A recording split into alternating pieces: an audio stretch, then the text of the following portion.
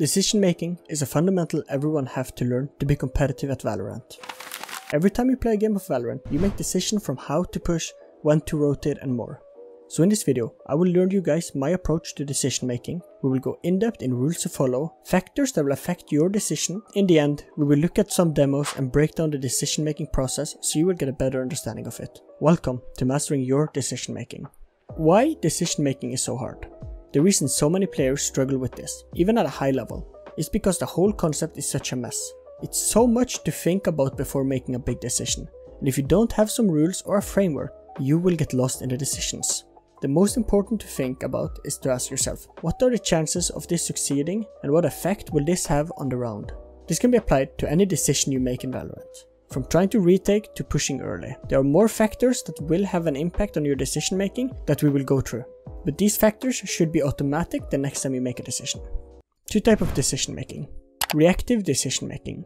Reactive decision making is all about the decision you make on the go, or when you encounter a scenario you have never experienced before. Reactive decisions are a big reason players struggle going pro, since the scenarios pro faces in-game are so different from what you will see in the rank, and a lot of players struggles to adapt to this. Proactive decision making.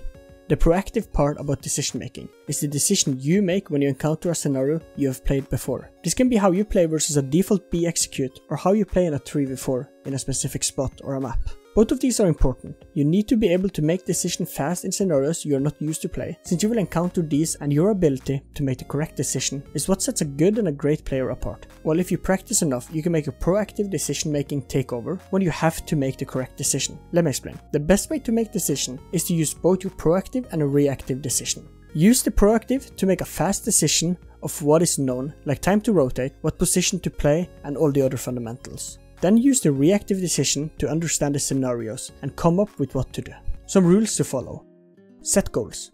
To have a clear goal of what you want to achieve in a round and which your decision is important. This will help you understand why you have to make a decision and when you have to make a decision. When making a decision, you need a goal. Let's just say it's a retake. You need to make a goal before going for the retake. The goal can be to win, take away guns, or just save and drop the retake. When to make a big decision. You need to understand when you have to make a big decision. This usually comes in a 1v1 or a 4v5, or in other scenarios of course. I categorize a big decision like this. It's a decision you will have to make that will have an impact on the rest of the round or the game, depending on the outcome. This can be trying to win a 1v3 retake, or to take map control after losing a player. This decision will force you to go into the mindset of high risk, high reward, where if you need to recapture Long and Haven, you have to understand if you get it, you will have a better chance of winning.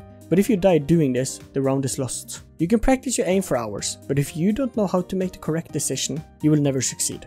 To make the correct decision, you will need to know to learn some key factors. Well, here they are. In all the scenarios you will face, you will not have all the information needed to make an educated decision. And that's where the factors come in. This one will help you in the decision making, and I will try to go as in-depth as needed for this so you will understand what I mean. Economy is the first factor to think about before making a decision.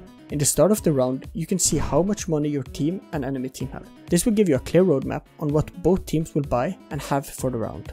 This information can be important. Let's say no one on the enemy team can buy an AWP. This will make taking Long and Haven easier if your team are able to afford an AWP. Or if the enemy is on a save, you can expect a fast play to a site. All of this will help you make the correct decision on how to approach the round. Here for some numbers so you understand it better. Positions of enemy. In retakes, it's key to understand how the enemy will position themselves or when taking sites. Let's start with retakes. Here there are a lot of small details you have to pay attention to. In retakes you have to see where the spike is planted, so you can make a map of how the enemy is playing around the spike, as well as learning where the most common positions are for attackers in the retake. When taking site, you have to learn where the most common spots for the defender is to play from when holding sites. This will help you make the decision on how to take a site, what to peek and more. But enemy position goes deeper than this. When you make a decision of taking map control, you have to learn where the enemy will be positioned when you are peeking, so you know where to look and minimize the risk of you dying. Valorant is different than other shooters where you have abilities, and understanding what abilities are left on both teams are important. This will help you make the correct decision. To give you some example of this. Example 1. You want to lurk but the enemy have a Cypher and Chamber. Now you need to understand that they have abilities to stop you lurking. What do you do then? Here comes the decision paradigm, and what you choose will have a severe impact on the round. If you choose to lurk, you need to be certain that the route you pick is not covered, or that they didn't have any abilities to hold for your lurk. Example 2. It's a retake, and you're in a 1v2 versus a Brimstone and Sova with ults. How do you win this? Here you need to understand that faking simply is not the answer, but pushing them and trying to fight them so their ults are useless to hold the bomb. We could have made so many more examples of this, but these are just to help you understand how to make decisions around your own and enemies' abilities. Valorant, like all other FPS, will have angles that are better for one player than the other. How this works in Valorant is like this. The player further away from the wall or corner will see the player closer to that wall or corner. With this information, you can make a better decision on how to peek to win your gunfights. The other part with angles is that you can use them to your advantage, like creating isolated fights and using them for covers. The most important factor for your decision making are the information you have gathered from your own POV, teammate calls and more. This information can be categorized in two groups: primary information and secondary information. Primary information are what you have seen and the information that is guaranteed. This can be information from the minimap, information about the guns they have, the economy, and who you have met. Secondary information are what your teammate calls and see. This is secondary information since you are not 100% certain that it's true, and this information is still important to take into consideration when you make a decision. So in this part of the video, I want to go over some of my clutches, so you can see how I was thinking during this clutch. This first clip is a 1v3 on Haven for match point. It was in unrated. So I smoke off here because I know the call that one is Heaven. I do this smoke so they will either think I'm crossing or that I can catch them off guard. And if you listen closely, as soon as they reload, I do this. I wait, reloading, that's a free kill. Now I just check all the corners that you have to check. I block this off so I can check. I get shot off from sight. Right now I have my brother in the background talking, but I hear a guy to the left. I know one is sight. Now I identify where both players are. The jet is completely unknown, and now I know where the last is. The bomb is planted and I know we have ult, so I have to bait him out. Skip yes, yes. Knife. Don't let me to knife. I tap the bomb here, trying to get Hof before the ult. I have my dash so I can get away to save much HP. Right here I find a nice one way in case they peek me there. And he comes with his knife out, and it's a free 1v3. It's this 1v3. It is a 3v5. It's a 1v3, the score is 3-5. I have to win this for my team. In these type of 1v3s, you want to isolate fights. When they're just taken side, it's so hard to isolate it, but I still have to try. So I hide here now, trying to hear the sound. I still have people in the background talking. When I hear this guy up here, I go for this. A free kill. Now I know that I have to find another before they both will push me. I will try to be before this. I activate my dash, I get this kill, and I try to dash away because I expect a push. I go out, and I get lucky on my timing, and I get the last guy for the 4k and the 1v3. And then, to end it off, I want to show a pro clip of when decision is wrong. Which is this clip. I want you to show this first, you're gonna see it, and then you're gonna say why the decision was wrong. It's a freebie, Ready, set, now. One tap, headshot percentage. Ooh, okay. 1v2, 70 HP, it's pretty hard. What was wrong? So I'll tell you what was wrong.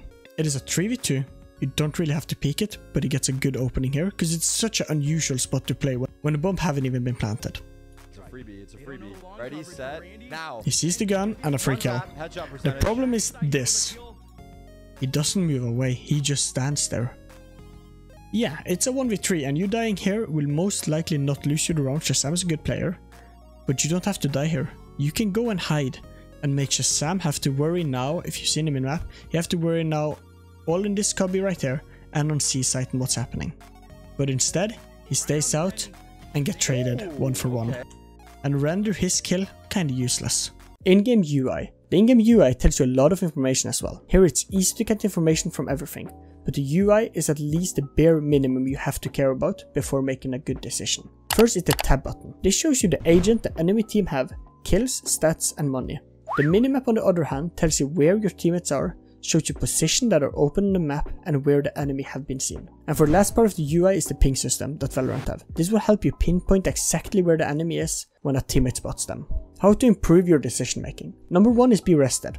You need to have enough rest to even focus up when you play, so get 7 to 8 hours of sleep. The second is demo reviews for the whole round with the mindset, how can I do better? Do not only look at how you died, but look at why you died and why you made the wrong decision in the first place. Here as well, look at the enemy position, what went wrong, and in all of this, look what went right as well. And the last thing is playing. In the end, just play the game will help you get so much better and improve in this part. This will help you work on your reactive decision making, learning how to handle different scenarios, as well as doing is the best way of learning and improving. Thanks for watching, and I will see you in Radiant soon. Bye.